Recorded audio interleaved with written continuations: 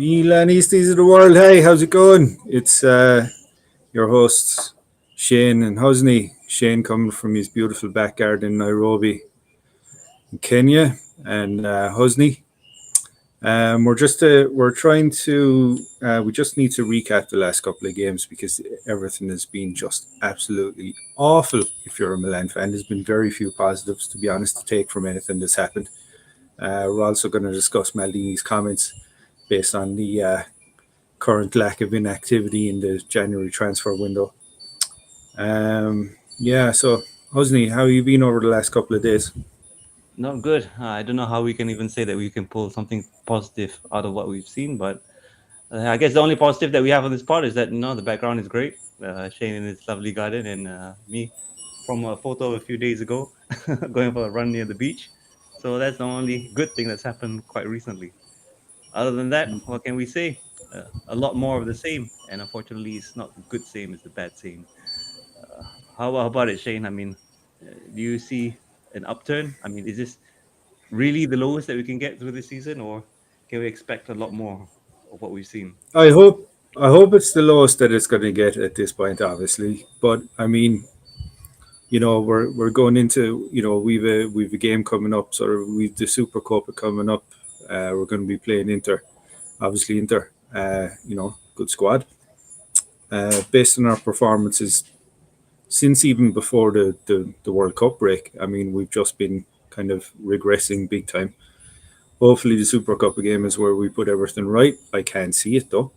Um, it's again. I'm sorry. I'm trying to stay positive here, but it's really difficult, especially with what the team has given us these days. What are you thinking? So, what's your biggest concern right now The about this defense, team? and it's something that I've been repeating for quite a while. It's just not the same as what we've seen last season. So last season was, no one can deny it, a stellar defense. I think what we considered only 2 goals in the second half of the, or in that run in the second part of the season. But now it's becoming, we're conceding almost 2 goals or about 2 goals every game. So can you see the big difference that we're at now?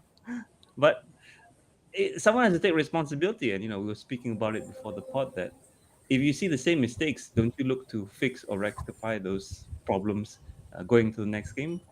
I hope they do, or I hope they tried, but it seems to be doesn't work, and I don't really get it.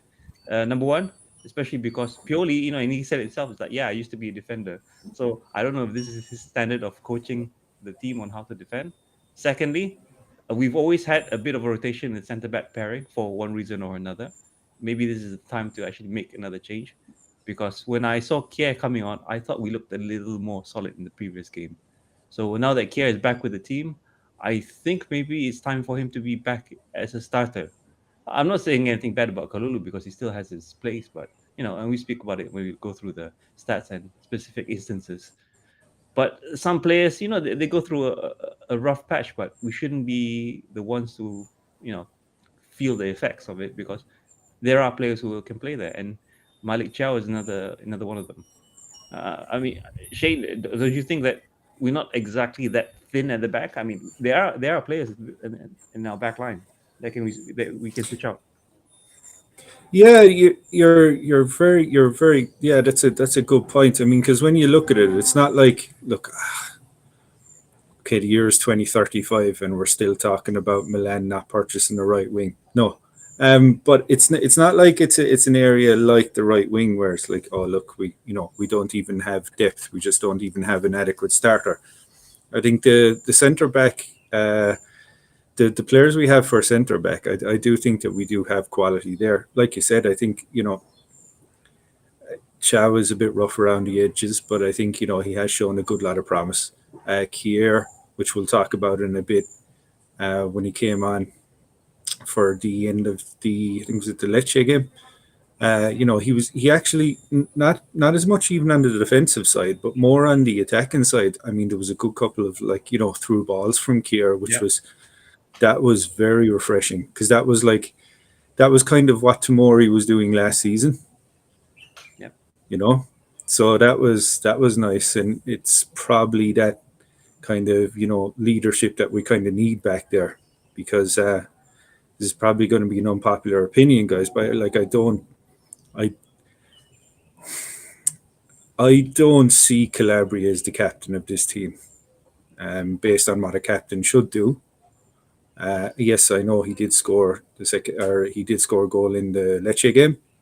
Um, I don't see enough of a drive, from Calabria. I think he doesn't have the characteristics for me. I know the way Milan are doing it. It's like, look, if you've played the most games, you become the captain.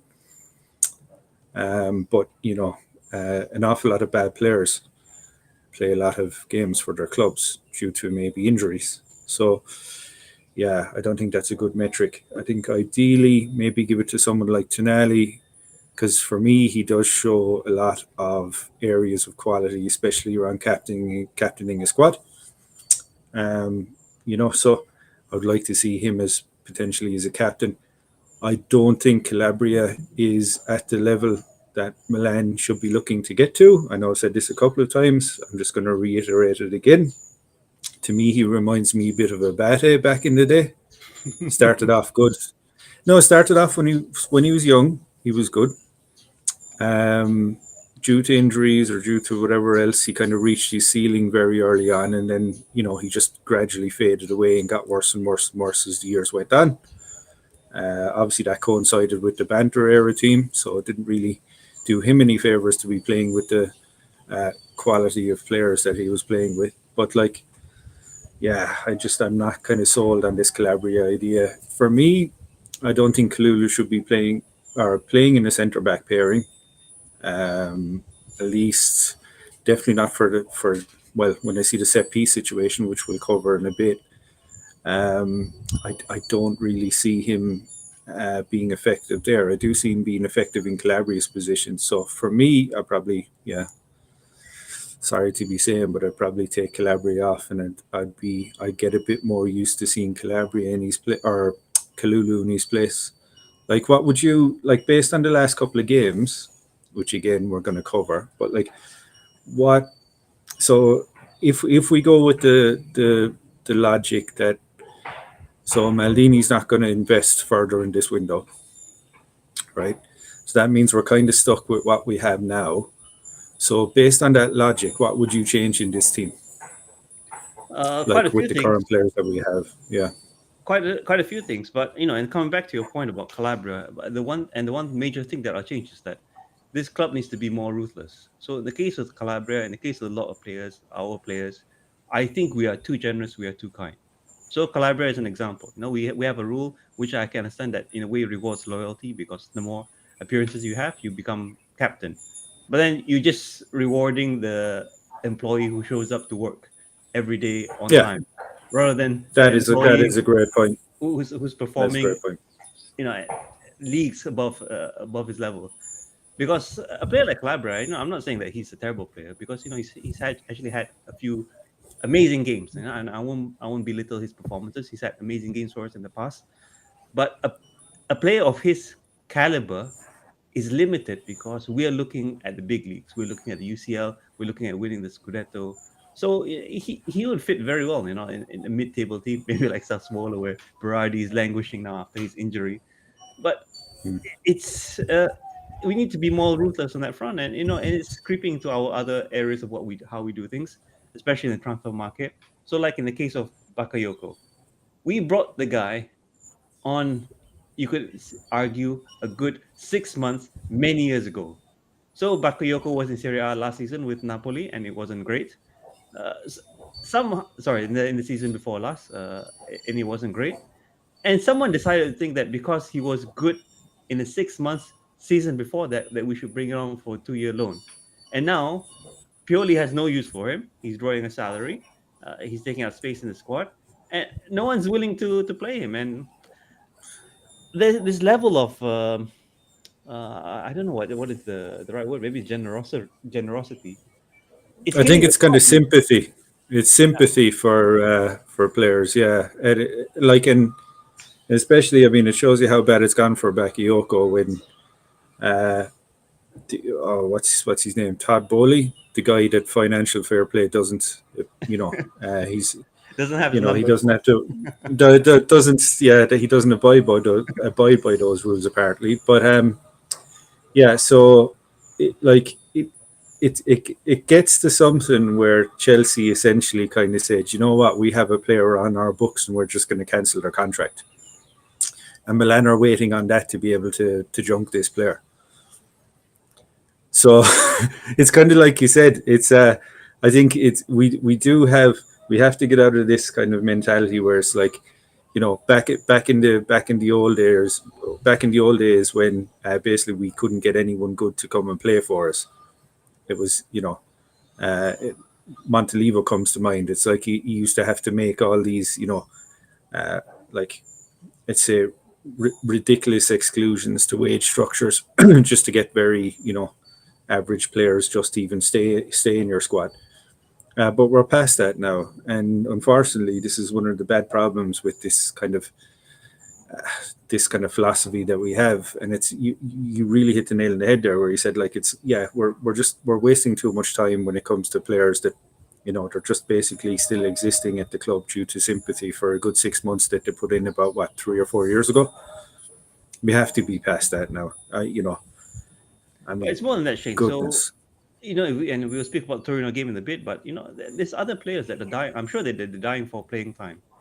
So Hmm. Malik Chow, he's played, if I remember, what about 3 appearances for us this season, and I thought that maybe the one off where I think it was against Torino, the one where he actually started.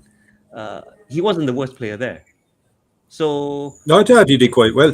yeah, I thought he did quite well. Yeah. when is he gonna get a start? And you know, he seems like the profile that we sort of need. He's a tall guy. He's a kid. He can run somewhat. Never gets a start.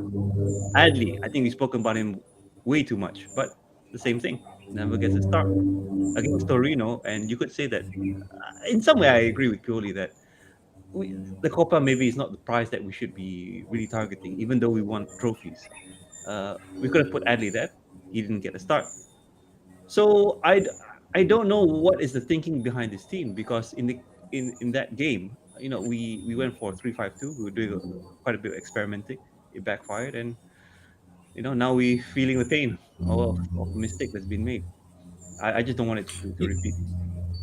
There's too much put into, I think, and it's a very handy excuse to have in the back pocket. But I think it's the excuse they used with Adley, which is oh he's taken a lot of time to get used to Pioli's system, right? And it's like and this isn't a slight on Adley. You know, some it could just be a situation where maybe it's not the right club at the right time for his career right now, right? But Paqueta surely vibes, man. after, You give me Paqueta vibes. yeah, but it's that's true. I know, I understand, but like it's kind of a situation where it's like, look, if you've had 6 months to look at the player, you know, and system or not, if the player isn't going to do it for you and he's not been doing it for you either in training or you don't like certain aspects about the player, loan him out. Loan him out because I mean, what's you know, like what's Adley doing? Basically, only just collecting training sessions. I mean, he could be going playing at a team lower in Serie A. I'm sure someone would take him. So yeah, it's like we're kind of stuck in this really weird thing where it's like we're confusing the quantity of players that we have over quality, whereas now it should be kind of getting reversed. We should really be starting to look at, right, okay, so because we have a relatively large squad, Yes, yeah. you know, but the problem is there's not enough good players there. So I mean, you know, management, you know, probably take note. It's surely it can't just be about, you know, having like a very large squad in terms of numbers, but you actually need decent, effective players in there, which we don't have. Napoli are kind of the other way. They don't have the biggest squad in the world, but the you know the depth that they have is just way better than ours because they've you know they've been well, especially in the last window, they've invested well. So yeah, I don't know, man. It's All right. not good, not good. Yeah, so you're gonna go through the games. Let's pull up some stats here. Ah, We're gonna go this through some this is stats. the really painful part. Yeah. Okay, so the first one that we've got on the board is actually Milan against Torino. So this is our loss, our second consecutive loss against Torino. I assume that Juric knows what he's doing when it comes to facing Pioli. So he's definitely got Mm. Pioli under his thumb in terms of pulling one out of the bag. So against Torino in the Yeah. first game, I think we lost 2-1. Now it's 1-0 in Hmm. additional time. So even more painful because, had it gone to penalty, maybe Tata Luciano would have done a decent job, but uh, I guess it didn't get to that level. So what were your thoughts on the game overall, Shane? Where did it go wrong? Yeah. So, like, this was a quote unquote interesting one. Uh, you can see I'm losing the will to live talking about this game because it was atrocious. So, 26 shots, or sorry, 34 shots, uh, 26 shots off target, 8 shots on target. Um, Possession, yeah, okay. So we had over 58% of the possession, which is, I mean, yeah, right. But I mean, what does possession count when you're not doing anything with it? Essentially, it's a bit of a weird one. So, GD, the GDG. Sorry, apologies if I'm mispronouncing that. Sent off in the 70th minute. Second yellow card. Bad tackle on Messias. Um, Warranted second yellow card. But of course, in true Milan style, we didn't have a plan B. So I think Pioli then kind of, after the second yellow card for the Torino player, then we kind of decided to, I guess, bring on our starters. So Giroud came on, Teo came on, um, Leo came on just before that. So Pioli is kind of stacking the Milan side to have more of our starters out there. Still didn't do any good. 114th minute, uh, Adapo scores a goal. Interesting facts, I think. So Bayeye, who assisted the goal for Adapo, I think the two of those were playing in Serie C last season. So, Yeah, I mean, yeah, you pointed out some great what do facts you say? there. But I Mm. mean, if we go through the beginning of the game, actually, I thought we started quite all right. So there were a few chances early on, and there's one specific chance that CDK had that had it gone in, we wouldn't be having this conversation, and we would be thinking about the next Coppa Italia round. But what you said is absolutely right. Torino, it is not our standard, and I'm sure everyone realizes this. Torino should not be anywhere near our level. I said yesterday they lost to Spezia, but it seems to be against us. They know what to do, and it seems to be a very basic game plan. That is like Milan seems to overcommit, get exposed, or they're not so sure what they're doing at the back, and boom, you got one goal. And and that's what led to the goal. Yeah, That's what led to the goal in injury time. Or sorry, in extra time. yeah. So basically, because we were too busy trying to not score, basically got the ball, went up the other end. Torino get a goal. It's too late to do anything about it. Then, I mean, And geez, And if you think about that goal, and everyone's been saying is that, when you have a backline of Tomori, Kalulu, and I think Gabia also came on, is that those aren't the slowest players in the league. And we've had Romagnoli, so we know what slow is. You would assume that they'll be able to catch up with anyone, but no. Someone came, what was his name that broke out on our left hand side, crossed it into the center, and essentially just tapped it into the back of the net. This is ridiculous, guys. This is a goal that we should mm, be scoring, not a goal that we should be conceding. But it happened to us, and I guess you mm. could take the positives out of it that we don't have to play additional games. But losing to Torino, I mean, is this really our level? A mid-table side? Do we lose to all mid-table sides now, or do we have problems with lower ranked teams? Yes, because we've had that problem, but it should have been resolved. Because, and we'll speak about this in the next game, we should be competing for the Scudetto, but it seems that midway through the season, all we're thinking about now is top four. This is not the AC Milan that we should be. No, it is. It's crazy how it's crazy how how quickly I think once people kind of the anger levels start to kind of die down a bit, people kind of slowly come around, because we'll talk about this right at the end. But there's, I think probably the Redbird feeling on this is, oh well, we bought the club. It's a long-term investment. We potentially we didn't really even see this club winning the Serie A last season, so we don't really see the need to invest that amount yet until this magical new stadium that they still don't even have planning permission for is built. So it's just not looking good. But cover that towards the end. All right. Yeah, Torino, man. Let's go to the next one. This is the most recent game that we played against Lecce, and everyone remembers how much of a disaster it was in the first half because we were down 2-0 and then we had a fight back. But the fight back wasn't good enough to secure 3 points. I mean, Shane, it just as painful or even more painful than the Torino game? So if this season was like last season, I wouldn't have been super concerned about getting kicked out of the Copa. For me, it's probably the least important trophy, right? Obviously, that we're in this season. I think it's probably the only trophy that we could feasibly win. So yeah, I think maybe I probably just because I think our options are very limited this year. I'm a bit more sickened about the Coppa Italia, even though I don't really value it obviously as highly as the league. But yeah, this result even still hurt because it's kind of it's 2 drop points. That's essentially what it is. And what made it worse? Is so look. So yeah, it's a scoreline. So it was 2-2. So Teo Hernandez got a weird kind of own goal. I don't even think Teo could tell you what he was trying to do there.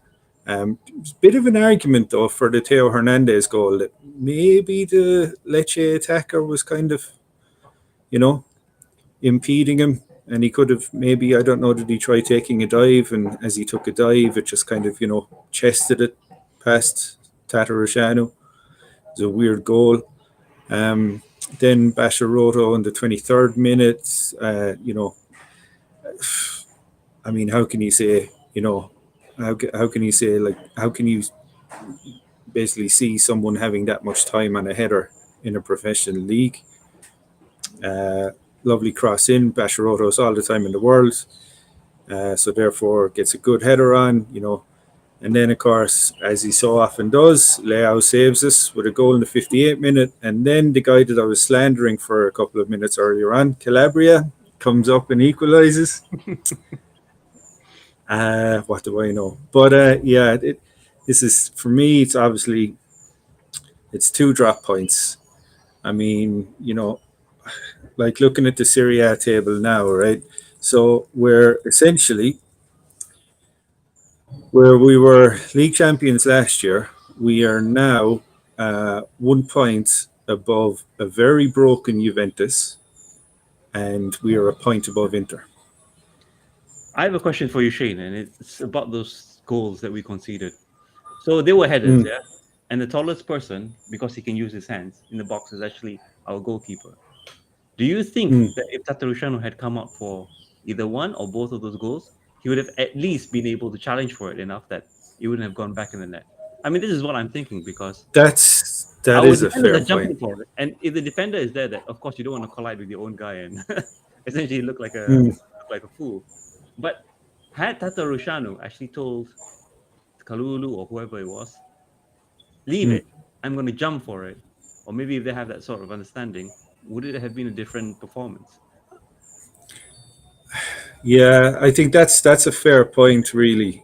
But I suppose what I don't want to go into the trap of is that, see, the thing is look, everyone notices, like, look, Tatarusanu is what he is. He's not world class, right? But for the last couple of games where we've been dropping points, I think there's been people that have been far more at fault outside of Tata, right?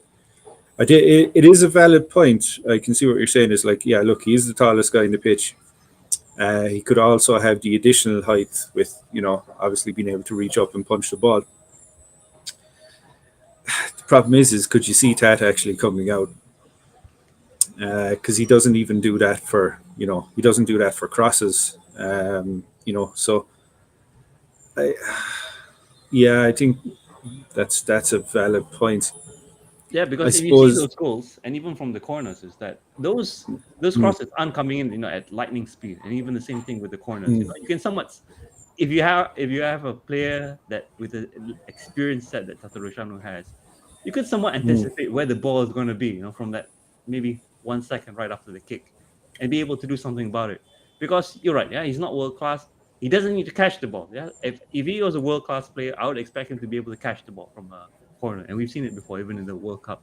But being able to challenge for it, because if the attacker collides with our goalkeeper, you know that's a foul essentially, because you're just blocking off True. the keeper. But again, back to the training. What are we doing? What are we telling Tata Rushanu? Is purely or We're not training set pieces. We're not. I think we've all. I mean, you pointed this out a couple of months ago. It's like our set pieces are junk, and to be honest, they haven't improved since. So while we're all talking about Pioli system and getting players used to Pioli system, who's getting players? Who's training players on set pieces? Because this is shocking. I mean, you can imagine. So this goal. So the Bisharoto, right? The Lecce goal. That was like a very similar goal to one of the Roma goals. I think it was by Ibanez a couple of games ago. Yeah. That he scored on us. So, and it was the same thing again. It was literally Kalulu just completely lost because Kalulu, while he's a very good player, has a lot of quality. He's not the tallest in the world, so he's probably prone to get beaten in the air. But if no offense to the likes of Lecce, but if the manager at Lecce has seen this, right, Antonio Conte is going to see this as well.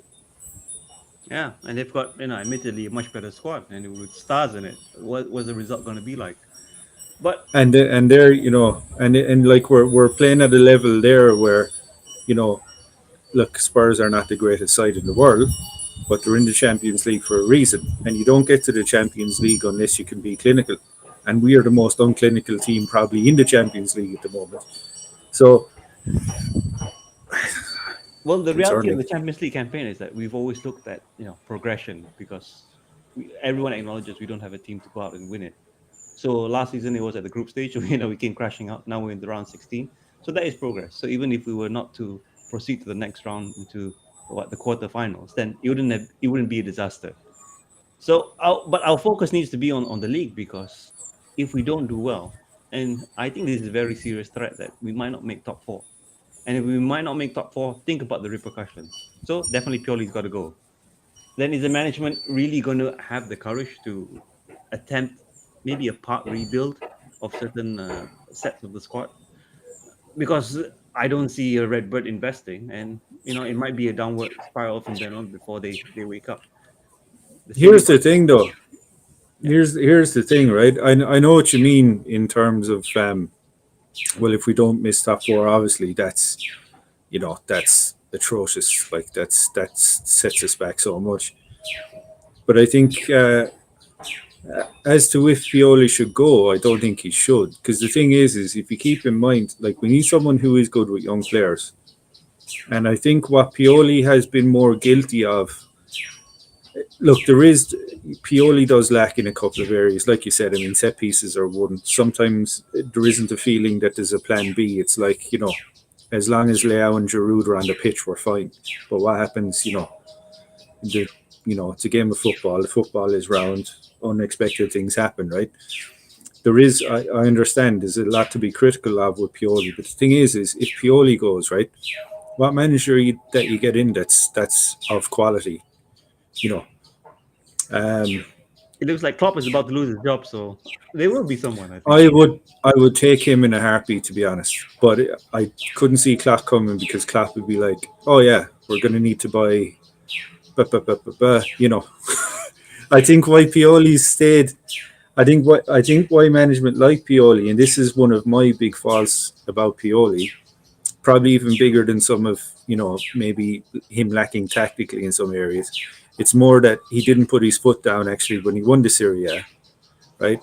And he didn't say, "Okay, I've now delivered you guys a league. Please back me with some experienced players." Yep. And I think that's where he's failed. Whereas hopefully, if I would, Pioli's probably the last person that I would like to see go, unless it's a situation where the players lose faith in them.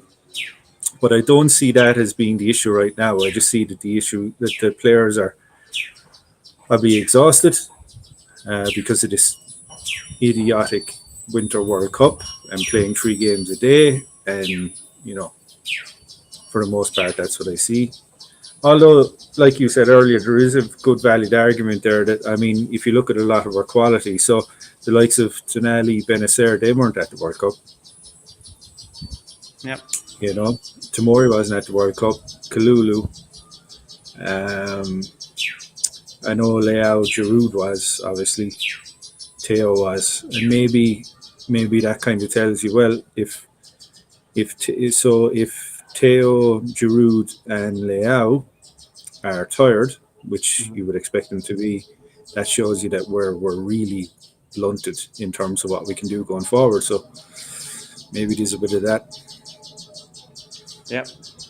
So what we've got on the screen now is actually the goal, and this is the Lecce header. I believe this is for the second goal. Second goal, exactly. And so why I wanted to point this out, right, is if you've seen where the ball was crossed in from, right, it's a very similar position to the Ibanez goal against Roma, and the result was the exact same. They literally just aimed it at the guy who was getting marked by Kalulu. Kalulu mistimes it, in fact, Kalulu did a bit better this game because he actually attempted to go for the ball more so than the last game. But Kalulu mistimes it. Next thing Bisharoto gets in, and the thing is the quality of teams, lower level teams like this, guys, will be using examples like this against us because if they can see right, so it's worked for Roma. Because these guys don't have a type of philosophy of, they're not going to be playing Pep Guardiola style football. They literally just need to get points on the board. So they're going to pick on our weaknesses, and Kalulu in the air is a huge weakness. So yeah, I mean, what do you do? I mean, hopefully, it's like you said, it's probably going back against what I said a couple of podcasts ago, saying, "Oh, Kira is too slow," but I mean, I can't see Kira getting beaten that easily to a header like that. Yeah, and if for those who maybe are listening on Spotify or Apple Podcasts, this is the header coming in. What we see here is that there's 2 offensive players from Lecce, and you could somewhat argue that Kalulu is a bit isolated.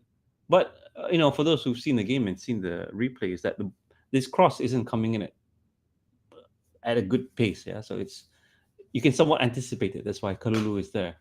But what I really don't like is that he looks alone.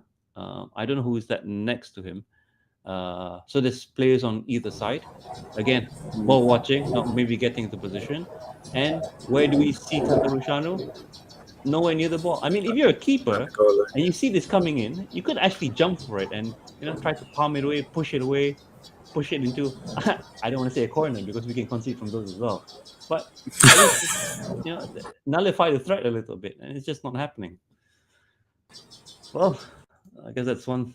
But we do want to speak about this next incident. So this is a photo of almost a goal for a player who really needs it.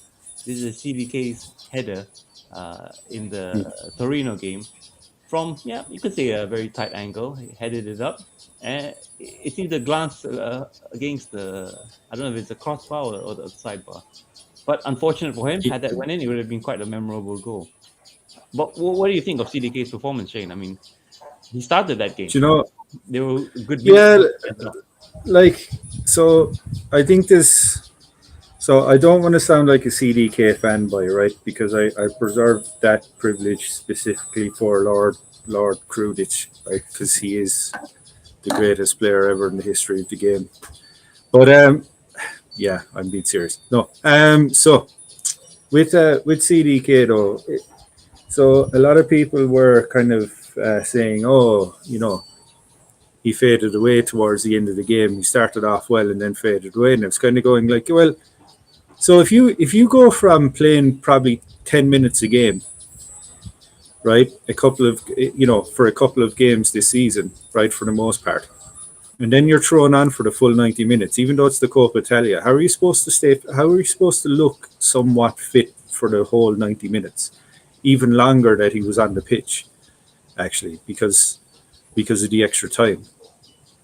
But anyway, yeah. So not not talking about not talking about his fitness level so much, but yeah, I think he started off really positive. Came on. There was a shot immediately after this. So after he hit the post, there was a shot, unfortunately, straight at the goalie. So didn't work out. But he looked far more. He looked like more of a threat, really. Essentially, I mean, he was just very unfortunate with this. A couple of inches either side, that's going in, completely changes the game. Torino are on the back foot. We're probably going to get another 2 or 3. This game being what it was, disaster, but still. I did want to ask you about that position, that number 10 position. So now it seems that Pioli's favorite number 10 is actually Brahim Diaz. What does it say? What do you think about the message it sends to CDK, and how about Diaz's future? Because we know that this is his last season, unless there's something's already been agreed. But he will be a Real Madrid player very soon, in a matter of months. However, he's been favored ahead of CDK. I don't think Diaz has done that bad, to be honest, because he does seem to make a few runs, but there is just no connection with the guy who is up at the very front. Be it Giroud or CDK, I just don't see it. But I do see the threat behind Diaz. But what do you think is happening there, for that number 10 position? Should we worry?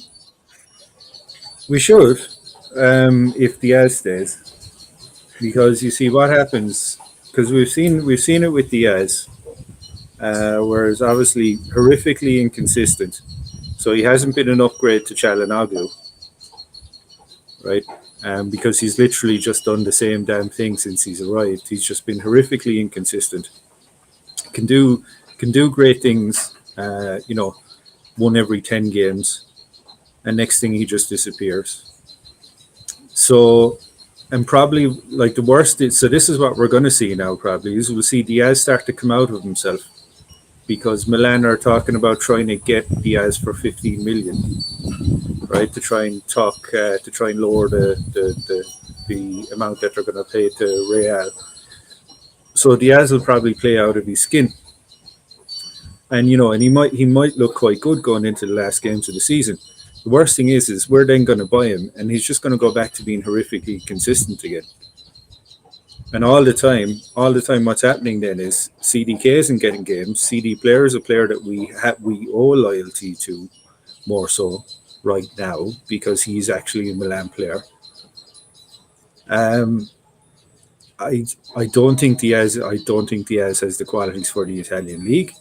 I think he gets found out even more so in the Champions League. He's just not a player of the level that we need to be looking at. I mean, when was the last time that we got a good? When was the last time that we got someone good from Brazil?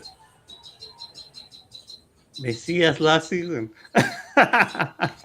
No, but I'm trying to think. So the last time. So when I'm saying from Brazil, I don't mean a Brazilian player, because I know you could say, oh, well, we had Ronaldinho, but even just buying a player out of the Brazilian league, I mean, surely there's got to be some kid down there that's just waiting to explode, in the cam position.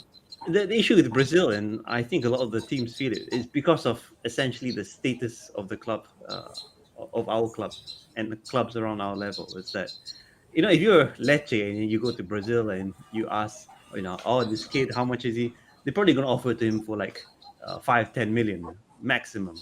But when AC Milan comes and asks, and you really can't hide the fact that you work for AC Milan or where he's going, is immediately going to be 50 million. So Yeah, we are a victim of our own past success. Recent success, not that much, but past success, this is the problem that we have. But I agree with you. Yeah, yeah. Brazil is There very has to be competitive, something. even in the league, and we should be able to go out and at least get a player. But then again, it's that if we were to go and get a player, then it's the same set of excuses that we're probably going to hear. Oh, he's not ready. Give him time and all that. But we got a league to win, and the games that are not going to wait for players. So for Hmm. me, it's the issue of why aren't we getting anyone that's ready-made? And I know ready-made players are going to come at somewhat of a premium, but this is the way to go because you want to win titles, you want trophies. This is what we're going to have to do. If you want to just be in top four, then fine, do what we're doing and just don't complain. But fans not going to be happy with that. No, but this is the thing, and it's kind of what I like. So this was always a big concern I had when Redbird came on board, right? So, we're kind of being given this thing of, oh well, look, we're we're a club, we're running at a loss, right? I think this year it's only 67 million, right? That's what the loss is, which is a huge decrease from where it has been in the last couple of years, and that's all positive. But what we're kind of being given is this carrot and stick, and this carrot and stick is kind of, oh look, if the when the stadium is built, we're going to be able to invest all this cash and stuff, and look at all this great stuff that we're doing with these accounts. These accounts are showing great, but the thing is, and this is where the great disconnect is while it's always good that your club behaves, uh, you know, with common sense in terms of finances, right? The average fan doesn't start supporting a club because of the way finances of a club look. They don't, right? So what they focus on is they focus on success. Right? So that means winning trophies, having hopefully world class players. There's an awful lot of factors there, but none of the factors are a balance sheet. So using this kind of carrot and stick approach that Redbird seem to be using, which is like, oh, we want to build out and flesh out this club, and we want to do all these things with media, and we want to, and that's fine. But it can be at the expense of actually just having really average playing staff for a season or for 2 seasons. While because it's like you said, I don't think management understood that. It's like, yeah, fair enough. For the most part, minus Kessie, and Romagnoli. I know Romagnoli didn't play much last season, of course, but so we've lost Kessie, we've lost Romagnoli, and I think they didn't understand. So they might have seen that, okay, so we still have roughly the same core, so we can stick to that, so we shouldn't be too bad. But I don't think that they kind of thought about, well, we're not the only team in the league, right? So, and the other teams are kind of arming up and doing so very well. Well, by other teams, I literally mean Napoli, because Inter haven't done much. Juventus haven't really done much, to be honest. I mean, they're probably same Juventus fans that were kind of mocking us for getting a 40-year-old Ibrahimovic. Then are delighted because Di Maria has shown up right at the end of his career.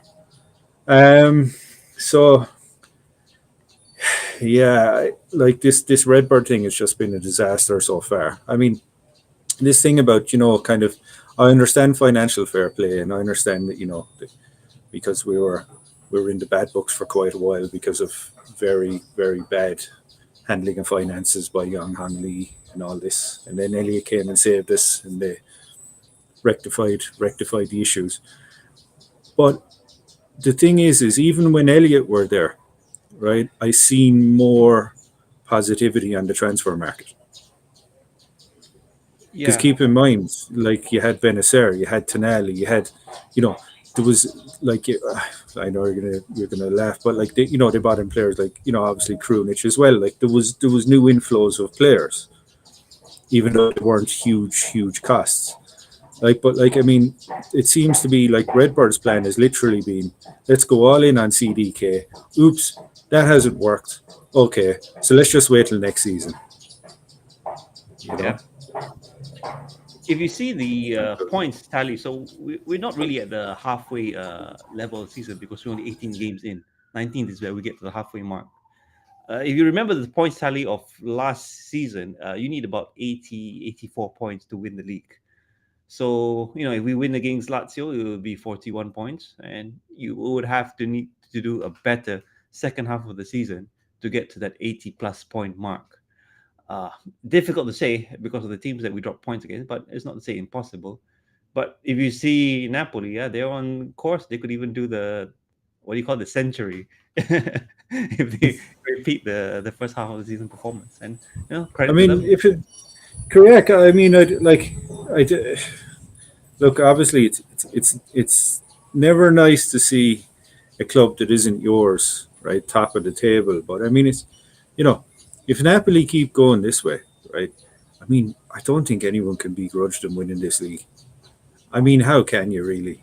Like, I mean, Out like of the others in the top four, other than this, of course, is that I'd rather them win it rather than Juve or Inter. You have to big agree on that one. time, big time, big time, big time. And like let's not forget Napoli fans. They've had to wait a long time, Much longer than us, so definitely.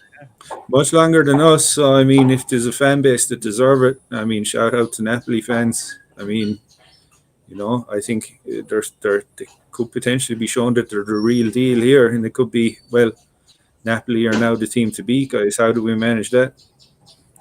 Oh, earthquake there. Oh, sorry. It's all good. Hang on, let It's me all fix good. that. That was good.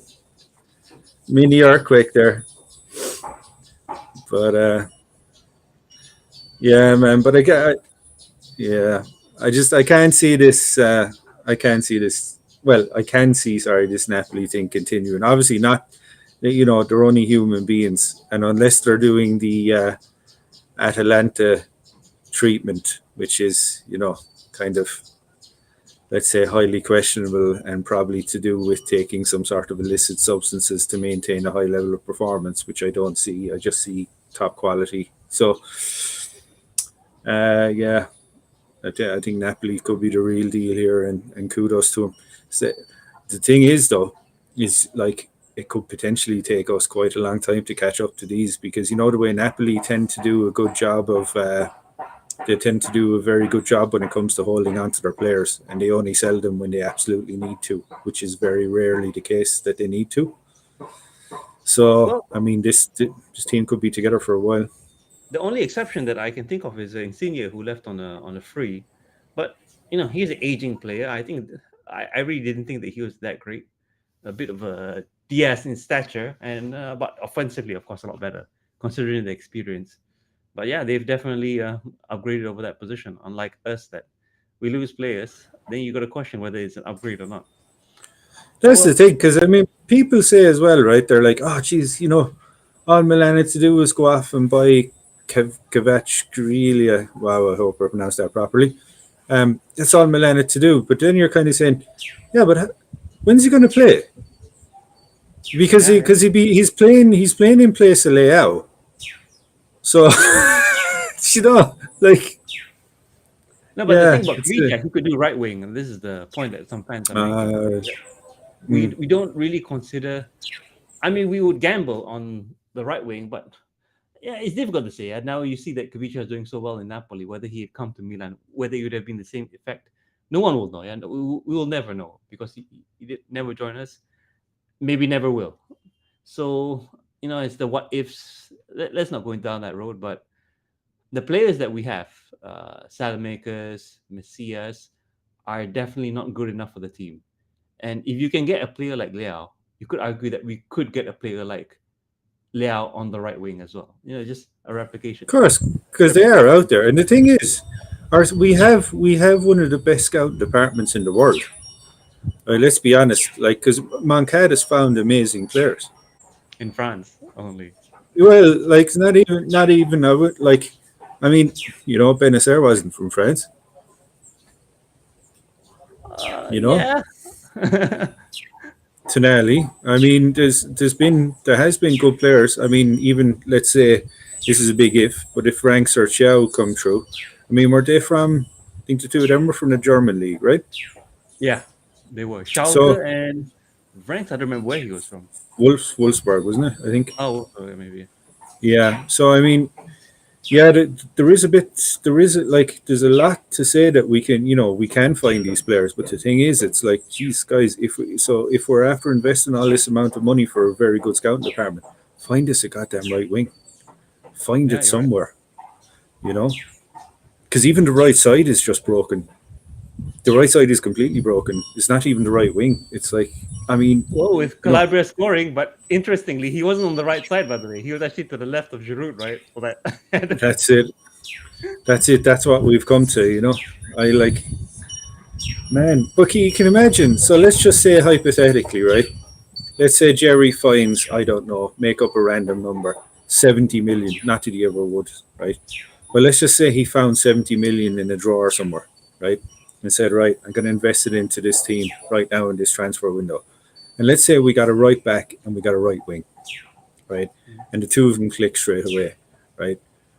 I mean, we're probably averaging, I mean, you could be looking at another 15 goals a season, maybe, Yeah.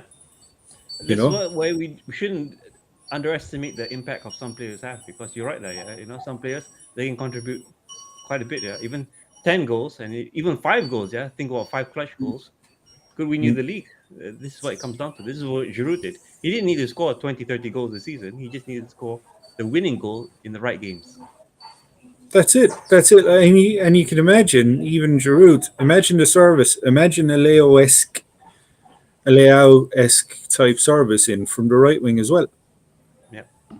I mean, the guy, Giroud would literally have to do nothing, just stand in the box and tap it in, and he's that type of player that would feed off of that. So it's not like there's a huge amount to do in the squad, but like when it comes to just needing to ask the same questions, like again and again, it's like, where's the right wing? Where's the right wing? Where's the right wing? Completely agree It's with you. very disheartening. So, there's one thing that we didn't, I guess we didn't plan for, but maybe we'll speak about it later. So, what do you think of the Super Copa game? It's going to be a big game. I'm going for it. So, hopefully, you'll come back with a trophy, maybe our only realistic trophy or piece of silverware we'll be able to get this season. But what are your thoughts? What do you think is going to happen?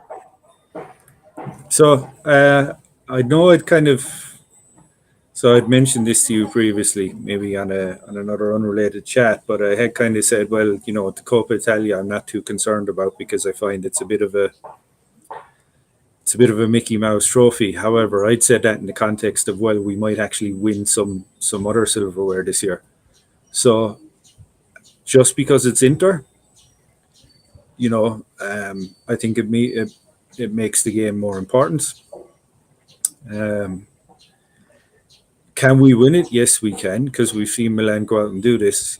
I mean, it's they struggle against the poor sides, the good sides like Inter or like Juve or dare I say Napoli. I mean, we show up. We've already beaten Inter this year.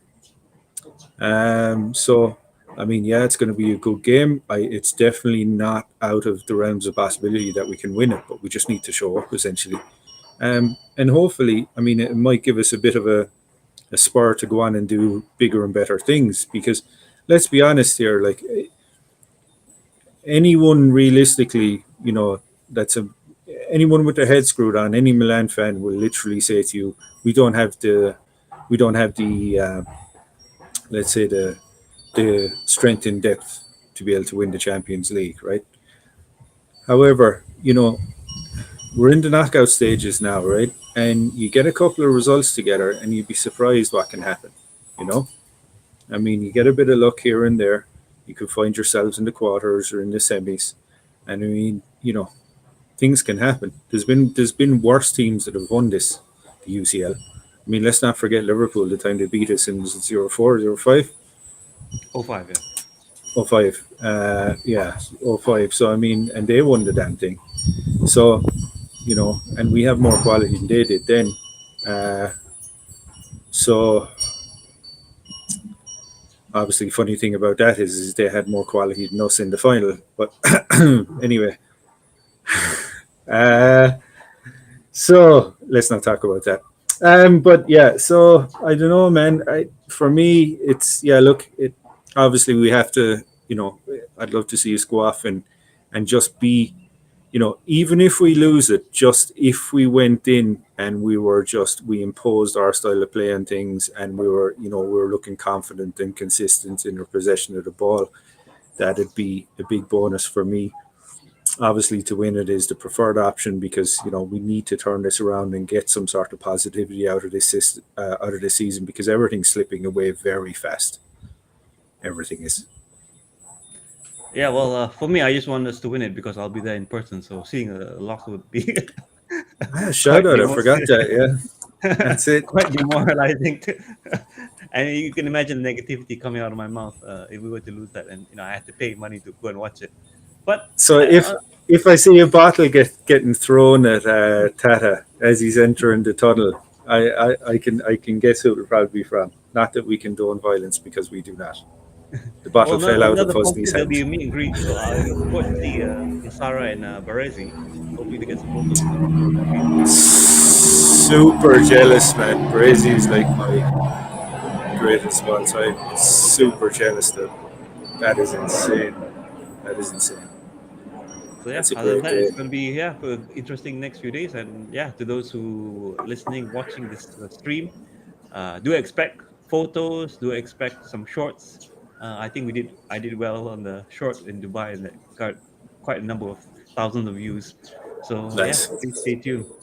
So anything else, Shane, that you wanna finish this up with? What do you hope to see? No, just please win Milan. Just win all the games towards the end of this season, and we can be happy. That's all I'm asking for.